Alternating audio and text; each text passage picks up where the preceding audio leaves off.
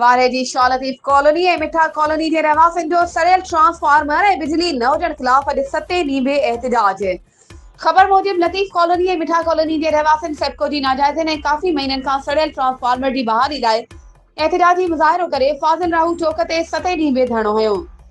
उन मौक़े ते मोहम्मद सलाह चांडियो, ज़ुल्फ़कार चांडियो, मोहरम अली साहिबाणी, अमानुल्लाह खचाण ऐं ॿियनि ॻाल्हाईंदे चयो त केतिरनि ई महीननि खां असांजे मुहल्ले जो ट्रांसफार्मर सड़ी वियो आहे। अॼु असांखे 7 ॾींहं एहतिजाज कंदे आहे, पर पीपीएमपीए, एमएनए ऐं सिडको अमलदार नोटिस वठण लाइ तयार नाहिनि।